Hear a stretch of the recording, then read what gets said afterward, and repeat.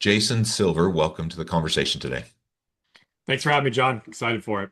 It is a real pleasure to be with you. You're joining us from Toronto, Canada. I'm south of Salt Lake City in Utah.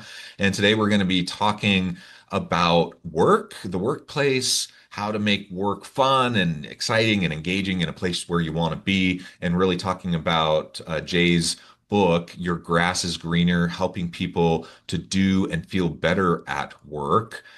Without changing jobs, hopefully, ideally, like the grass isn't always greener somewhere else, and the grass is greener right where you're at. That's kind of the idea. So we're going to unpack this, explore this together today. As we get started, I wanted to share Jay's bio with everybody. Jason Silver is a multi-time founder of kids and multi-time founder of companies. He gets his biggest thrill helping modern employees and their teams unlock a better way to work. Surfing is a close second. He was an early employee at Airbnb and helped build an AI company from the ground up back before AI was cool. And the cool thing to do. Today, he advises a startup portfolio valued in the billions on how to build great, lasting companies that people actually enjoy working for. He's a sought after public speaker, instructor, and advisor on how to transform work into one of the biggest drivers of positivity in your life. When he's not busy helping people solve their hardest workplace challenges, Jason's kids are busy reminding him just how much of a work in progress he still is too. I love that.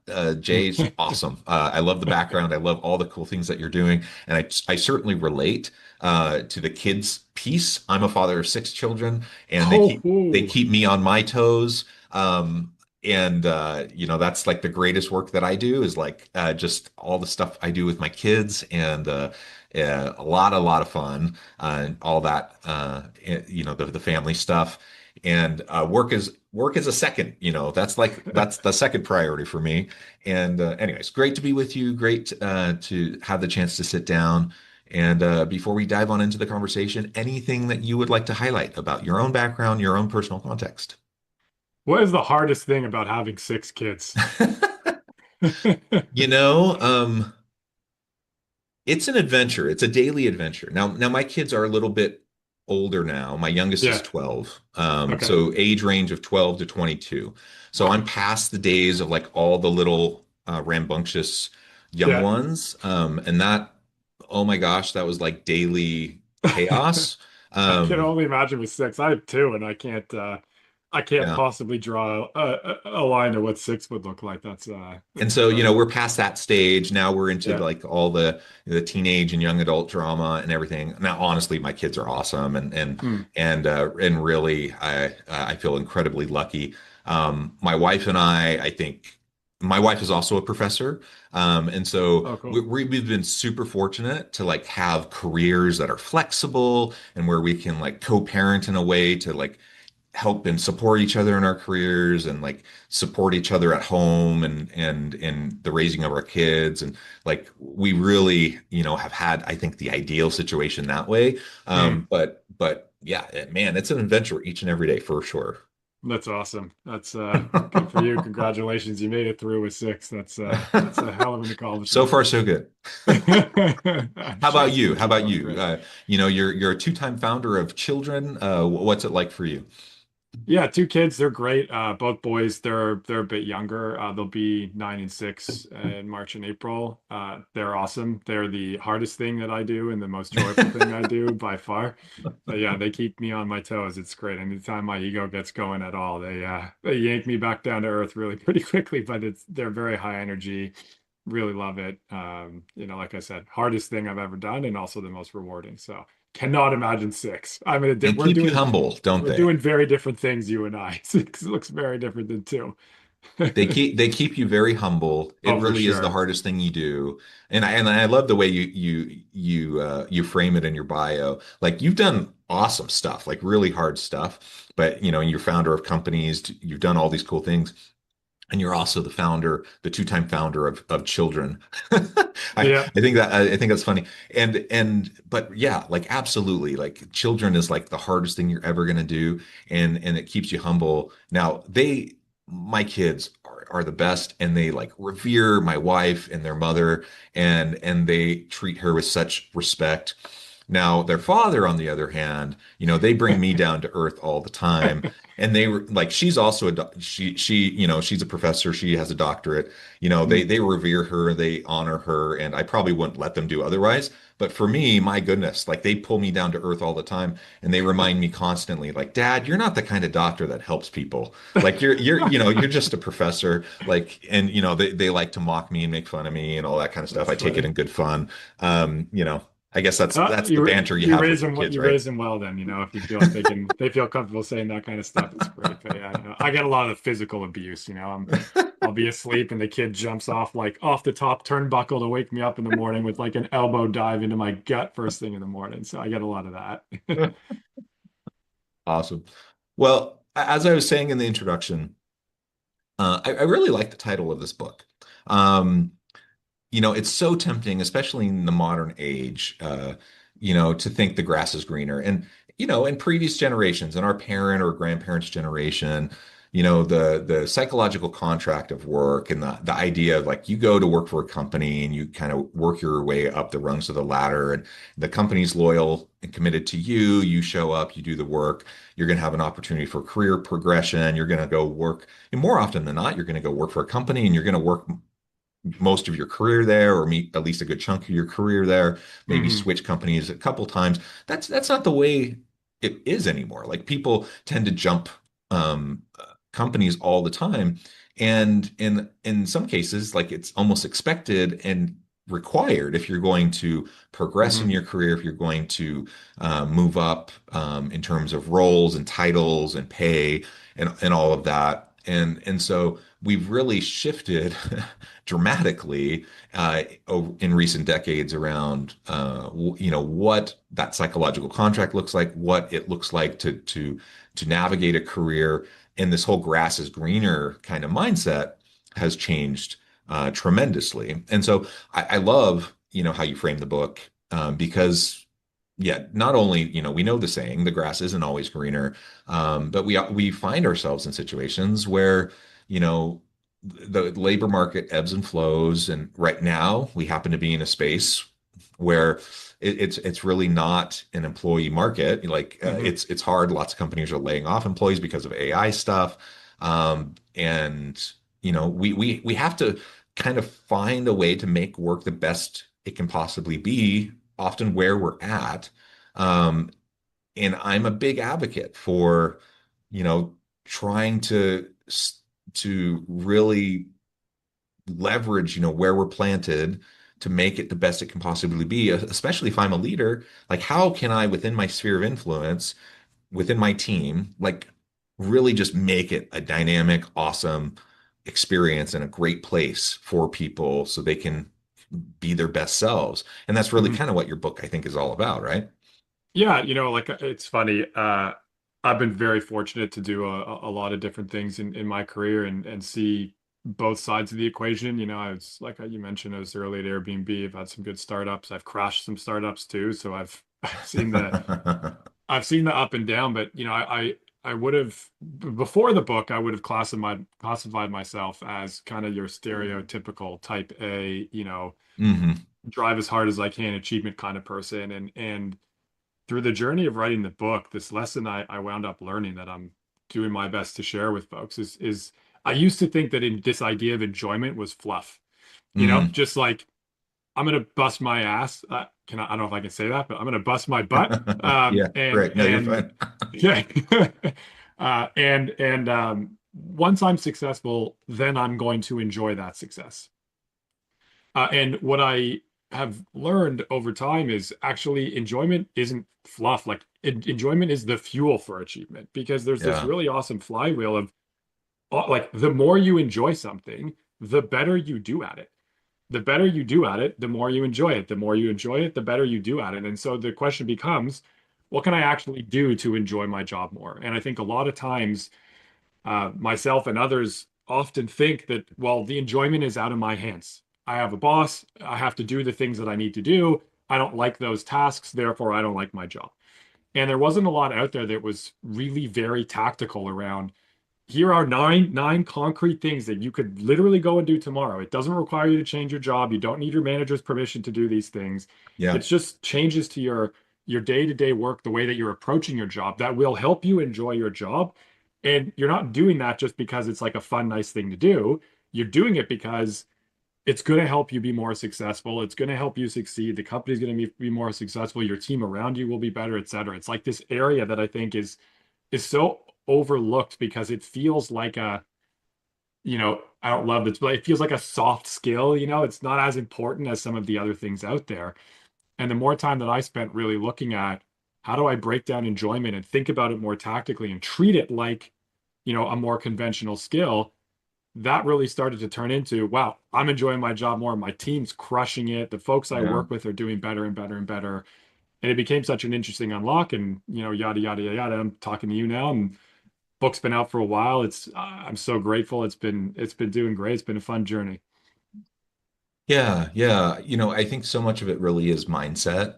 Now, we all know that there's some things we have to do that we don't like. Like there are just some things that kind of suck. There are some aspects of work that aren't going to be our favorites, and that's just reality, right? We've all had jobs we don't like. I think especially in my younger years, I grew up in a kind of lower middle class home. I had to work my way through school and I had lots of jobs that I hope I never have to do again. Like Hmm. we've probably all been there and had to do those sorts of things. And I'm glad I was able to work my way through school and get an education. And now I can do things, that I like more than I did back then, right? Hmm. But even now I have to do stuff that I don't like to do. Like everyone. That's part of what everyone has to do. But there's also honor in work and there's honor in what everyone has to do.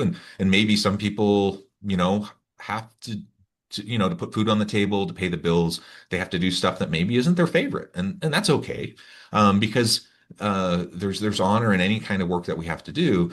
And regardless, there's still ways that we can approach that work, and there's still mindsets that we can adopt that will allow us to approach that work better. And I can even think back to like when I was working on a farm, or when I was working in a factory, or when I was working in, maybe places that, now looking back, I'm like, oh, that wasn't my favorite. That less ideal than, what I do now, or Hmm. I like what I do now better. I can still think back to like, how could I have made that better? What Yeah. are what are ways I could have approached that better back then to make it better, right? Yeah. And there are 100% ways that I could have made it much better. Or if I did have to go back and do that now, 100% ways that I could do it better. Ways that I could have made it more engaging, more enjoyable, more fun, ways that could have made it more impactful. And those are all things that, hopefully an employer will recognize and they'll do to design the work that way, to make their teams function that way. Hopefully they're doing that so that they can enjoy the benefits of it. But if Hmm. not, I can own that as an individual and I can make it that way for me, or I can, as a manager or a supervisor, own that for my team, and I can make it that way for my team, even if the rest of the organization doesn't do it. And that's empowering because I still have control over. I can't maybe do it for the whole organization if I don't have that level of influence, but I can do it for my sphere of influence. I can do it for my team. I can do it for Yeah. my little bubble, my little area, and that can make all the difference in the world. So I love that that's your focus. And we spend so much time at work. We spend, for most people, they're spending most of their waking hours Hmm. at work. So let's make it the most it can be. It's an area where it's a place where we can learn, where we can grow, where we can support and develop each other. Um, that's awesome. Like that's a great opportunity. Let's not squander it, right? Yeah. The idea for the book was really, as you said, you can't always change jobs. That's true. And I want to be clear, there are certainly some times when changing jobs is the right thing to do. Sure. Yeah. I'm not trying to say that I think if I was saying, hey, my book answers every question that's ever going to come up for you, like it's not going to do that. But what I find often is folks want to jump right away. Like the first solution is I have to go somewhere else. There's nothing I can do. You feel kind of stuck. And so the suggestion in the book is like, actually, here are 9 very tactical, very practical things. You try these things first.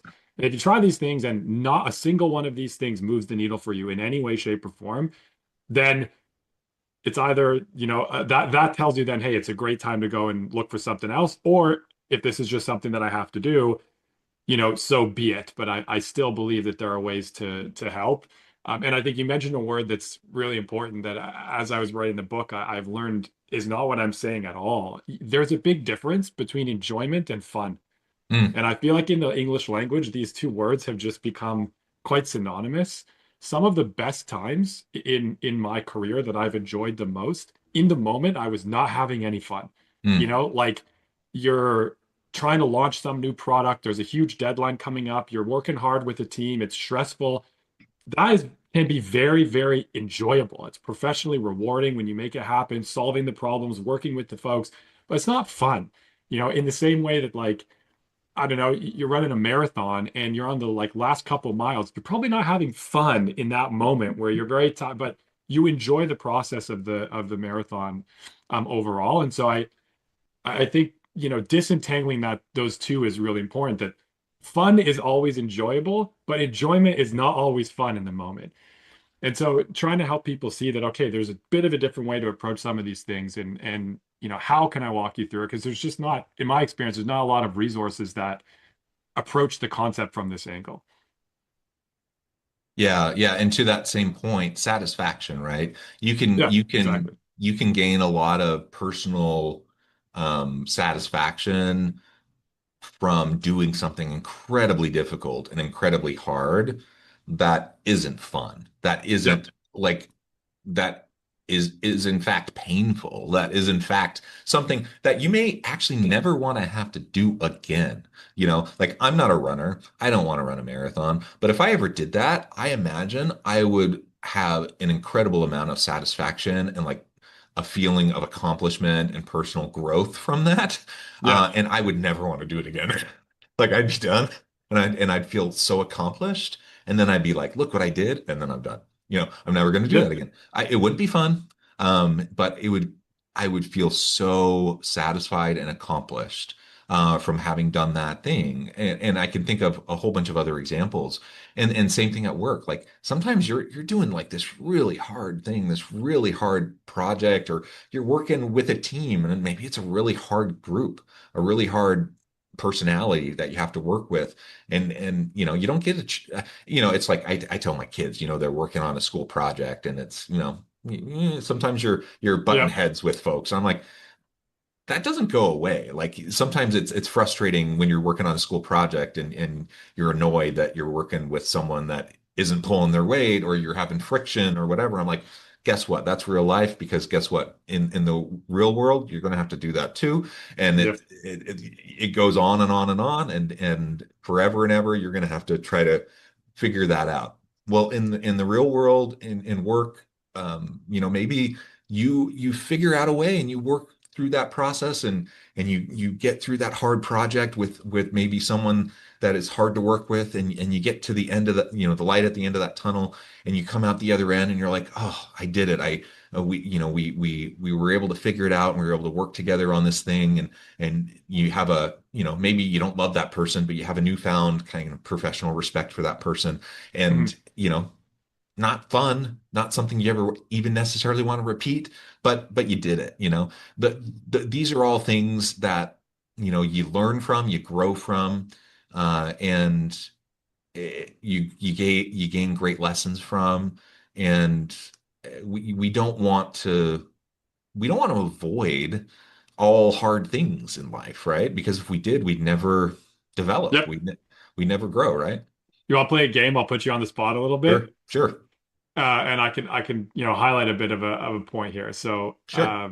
it's the right way to do this so I don't give away the punchline.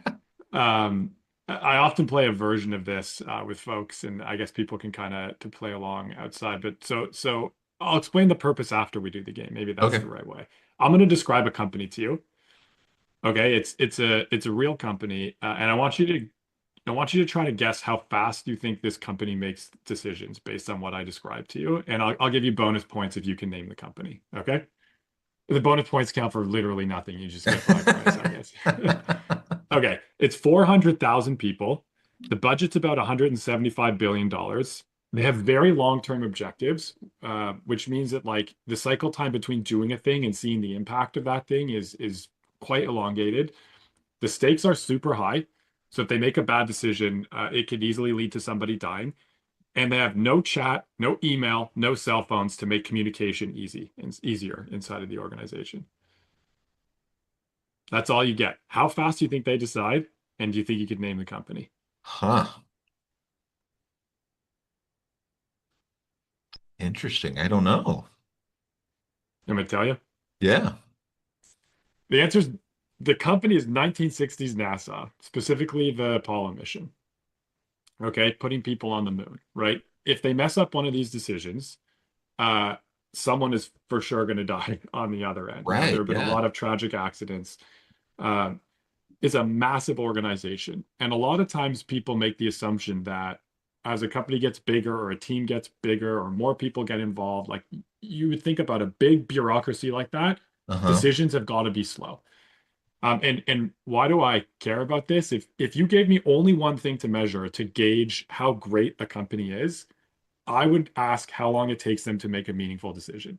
It's like the number one thing I work with my clients on. The reason why is because obviously the faster you make decisions, the more you execute. But nothing sucks joy out of an organization and productivity out of an organization more than slow, circuitous decision making. Yeah. Like people Yeah. go nuts, right? You're sitting around waiting. What's the decision going to be? You don't know it's all over the place, right? That really is brutal for people and it kills productivity and enjoyment in in the 1960s, NASA, without Slack or any of this stuff, they were making life and death decisions in a single day, one day, right? And so I often work with CEOs and we talk about their decision velocity, and they'll say something like, "Well, uh, our decisions are very complex." And I'm like, cool, more complex than sending someone to the moon on a computer, like worse than the watch you wear on your. No, it's not. Okay. Well, our decisions are very risky. Cool. More risky than strapping a bunch of humans to effectively a large bomb and shooting them up into space. Well, no, our decisions need a lot of people involved. More than 400,000. Like, no, it's like, okay, then you can definitely do this. And so the question for me became like, why are decisions always slowing down? And what could I do, whether I'm the CEO or an intern on the team, what can I do to increase decision velocity? Because when decision velocity goes up, I enjoy my job more, the company does better, the team does better, everyone around me enjoys it more. Like this is an example of one of these areas. And the interesting learning I had here is we're building teams actually very intentionally for a lot of good reasons, but it is explicitly slowing down decision making. Yeah. The Hmm. reason why is, we're building teams with more diversity, which of course we should do, right? Diversity, like the case for diversity is super ironclad, right? Yeah. Like Hmm. there's better thinking when there are more people involved. But what we don't often think about is the more people that you have with more diversity, the more disagreement you get. Okay. And the more disagreement we have, the slower we all are at making decisions because nobody really teaches us this in school. Maybe it's a course you could add in, but we suck at disagreeing, right? The human brain just has a bias toward, I want everyone to agree. This is a thing I have to decide. It feels better when I look around a table and everyone's like, yeah, Jay, I agree, I agree, I agree, I agree. But when we have a really diverse team, the likelihood that everyone's going to agree with us all the time is lower, as it should be. That's the superpower of diversity. And so the bit flip for me here was actually the better we disagree, the faster we decide. And so what could someone do day to day? Folks are going to listen to this and they're going to say, awesome, this guy's talking about some stuff and like great conversation, but I don't have a thing I can like go and do. Okay. The next meeting that you're in, the simplest thing you can do, literally anyone can do this, is as soon as you hear a decision come up, before you get into the debate or before it gets too deep, raise your hand and say, who is making this decision? Mm. Before you debate any decision, the rule I have is before you debate any decision, decide who decides. It might be a single person, maybe it's multiple people, maybe the team's going to vote, maybe it's consensus, whatever. I mean, those all have The different mechanism, yeah. profiles, and yeah, I Yeah. could argue that some are better than others. But the point is that when you decide who decides, you can stop analysis paralysis. If John is deciding, then we don't need to debate anymore once John says, I have the information I need to make a decision. We don't need to get Jay to agree with John as long as John has heard what Jay has to say and he can go and make his decision. If it's a vote, great. The moment we take the vote, that's it. The decision's made and we don't have to debate it anymore. But the number of times that I'll step into a team and they're stuck and their decision making is slow and people are getting frustrated, they're not feeling empowered and all these things, it's like, well, hang on a sec. Whose actual decision is this? And you look around the room and one of two things happens. I bet you most folks listening to this have been on a meeting that if this question comes up, one of two things will happen. You'll look around the room and nobody will raise their hand because we don't know whose decision it is, or more than one person raises their hand. Both of these situations are great, but not when it's kind of like silently happening. We want it like out in the open. So the tactic you can do is literally, it doesn't matter that you're not the CEO or the manager or the leader or the whatever. Just ask the very simple question of, great, we're talking about whether we should go left or right. Just quick clarification to help me understand who is going to actually make this decision. That small step like radically improves decision velocity. And when decision velocity goes up, you are going to enjoy your job a heck of a lot more, let alone your team is going to be way more effective. You will be way more effective, et cetera, et cetera, et cetera, et cetera. I love that. I love that. Because we've all been there, right? We've all been there, and you go to this, it feels like you're in the same meeting for like the third or fourth time, rehashing the same thing over and Oh, over sometimes the again. decision maker is not even in the room. Yeah, You know, yeah. it's like I'm having a great meeting with a bunch of people and we're jamming on a thing and it feels awesome. And then it's like, well, who's making this decision? It's John. Uh-huh. Wait a minute, where's John? Like, Yeah. Yep. John's not even here. Okay, well, presumably someone's got to get the information over to him, but we didn't even realize that the decision maker's not sitting in the room with us. You know, that's why the most common decision made in any meeting is the decision of when we're going to meet next to talk about the decision more. Yeah. Right? That is the most common decision in my experience of just like, yep, we finished the meeting. It's like, when's the follow-up meeting, right? Versus what was the decision we needed to make right now? Do we have the relevant folks around the table that we need? Who is actually making this decision? Okay, great. Now we've like set the table properly to get a decision made. So, so often we're not really clear, even though we use racy charts and all these other tools and whatever. As soon as you hear a decision being debated, quick clarification just to make sure I'm on the same page. Who actually owns this decision? It's John, it's Jay, it's Nancy, whoever it might be. Until we get that information out, I would highly recommend holding yourself back from debating the decision itself because you just risk going deeper and deeper and round and round and round and round and round with never ending context and it never collapses on a decision to move us forward. Awesome. Awesome. Jay, this has just been an awesome conversation. And we've only scratched the surface. There's so much more we could discuss on this point. I note the time. I probably need to let you go and get on with your busy day. Before we wrap things up for today, I wanted to give you a chance to share with the audience how they can connect with you, find out more about your work, where they can find your book, and then give us a final word for today. Cool. Yourgrassisgreener.com is where you can find the book. There's also a link there to my website. The book's on Amazon. It's pretty much anywhere you would go to pick up a book. Would love to hear what folks think about our chat today. You can find me on LinkedIn. I'm relatively easy to find. Unfortunately, if you Google me, the number one hit will be Jason Silver, the Christian rock singer. That is not me. I don't moonlight in that. I think I'm just below him. He's a great guy. I've talked to him once or twice before. We just got in touch because we have the same name, but it won't be too hard to find me. Would love folks to check out the book, tell me what they think, share your ideas. Love hearing from folks, particularly when people disagree with me. It's that's how I learn too. So Awesome. Jay, thank you so much. It's been a real pleasure. I encourage the audience to reach out, get connected, find out more about what Jay can do for you. Check out the book. And as always, I hope everyone can stay healthy and safe, that you can find meaning and purpose at work each and every day. And I hope you all have a great week.